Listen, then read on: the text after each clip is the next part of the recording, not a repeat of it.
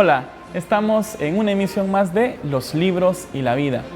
Mi nombre es Olvin Almendares, gestor cultural de librería universitaria de la Universidad Nacional Autónoma de Honduras, y en esta ocasión estoy recomendando un libro impactante. Se llama La herencia colonial y otras maldiciones. Escrito por John Lee Anderson. John Lee Anderson es probablemente el cronista más afamado del mundo. Es periodismo puro y crudo, del cual nosotros aprendemos mucho de un tema, de un lugar que desconocemos bastante. No solo como cultura general, sino también en educación formal, y es hablar de África y sus problemas.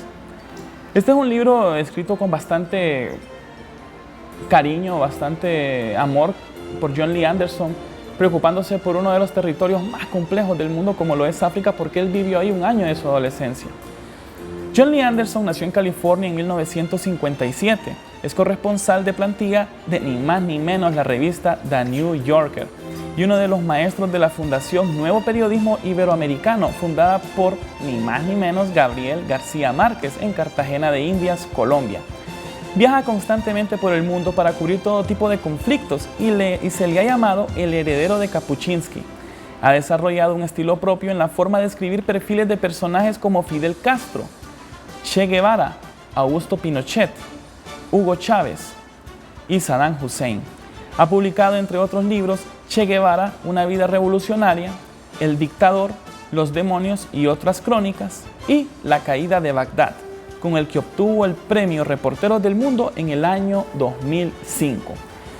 Este libro nos habla de los grandes problemas de los países africanos después de la descolonización y toda la herencia que dejó todo este proceso nefasto para su cultura, que fue la colonización por parte de las grandes potencias occidentales, entre ellas Francia, Alemania, Bélgica, Portugal y Estados Unidos de una u otra manera, en el caso de Liberia.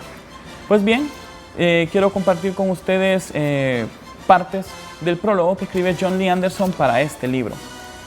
Nací en Norteamérica, pasé mi infancia en Asia, la adolescencia en Europa y mis primeros años de adulto en América Latina.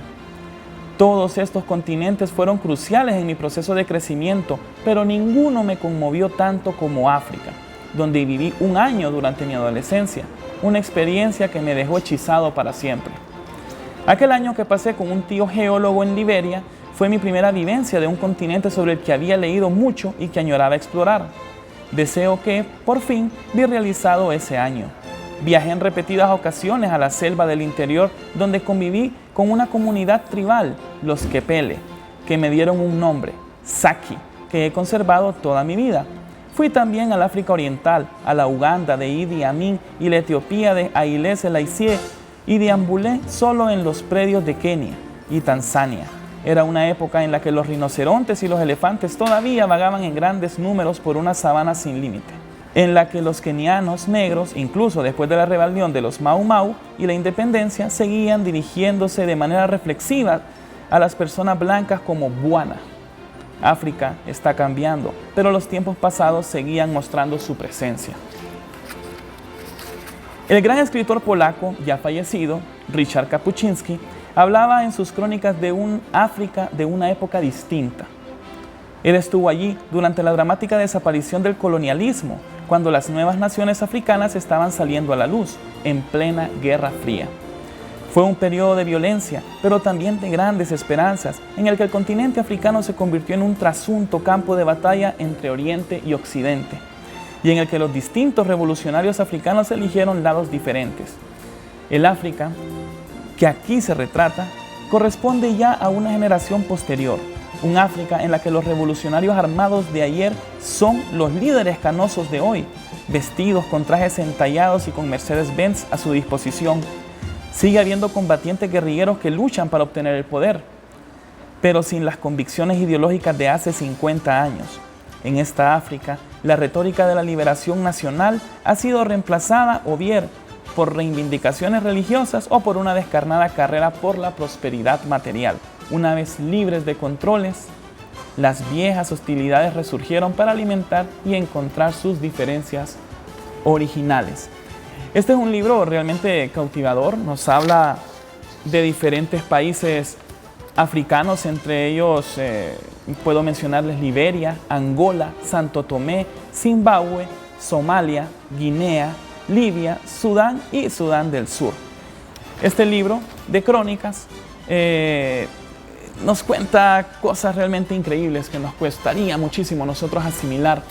En su primera crónica, que se llama El Diablo Conocido, Carta desde Liberia, este artículo fue publicado en The New Yorker el 27 de julio de 1998 y aquí nos explica con una maestría increíble John Lee Anderson su experiencia al haber entrevistado a uno de los dictadores africanos más temibles de la historia, llamado Charles Taylor.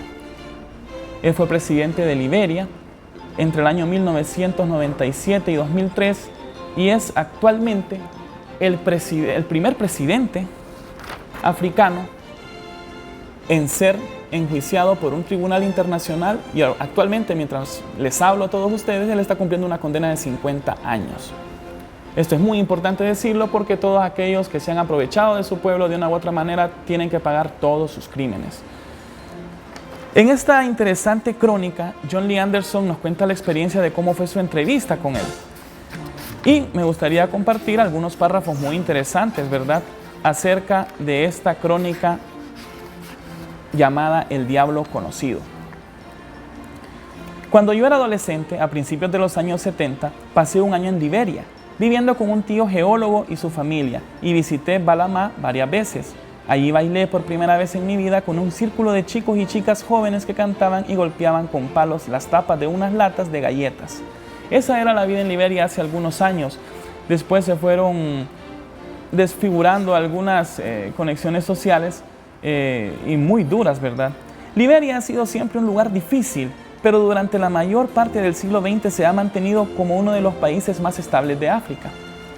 No había sido colonizado por los europeos y de este modo evitó las violentas luchas por la independencia que empezarán a agitar el continente en los 50 años. Esto es la herencia colonial y otras maldiciones. Y en nuestro segundo segmento vamos a invitarlos a leer otros fragmentos que son realmente impactantes.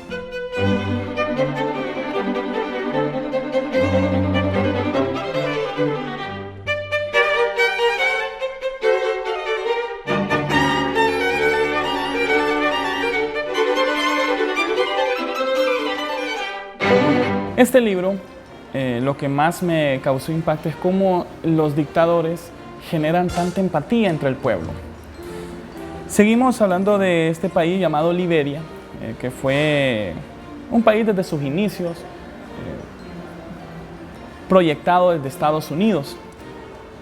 Liberia no fue hasta 1980 cuando el gobierno fue derrocado en un golpe militar dirigido por el sargento mayor Samuel K. Doe, que se infligió a Liberia el tipo de malgobierno abiertamente despótico que caracteriza la vida política en gran parte de África.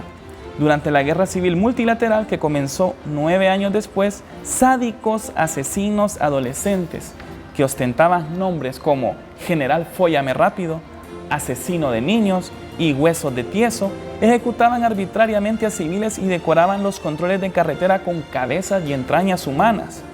Con frecuencia drogados, portadores de fetiches que creían que les hacían inmunes a las balas y vestidos con trajes que iban desde las máscaras de meter miedo de las tiendas de baratijas a pelucas y batas de mujer. Estos asesinos adolescentes violaban, saqueaban y mataban a voluntad. Muchos se entregaron al canibalismo, comiéndose el corazón y los genitales de sus enemigos asesinados para aumentar su poder.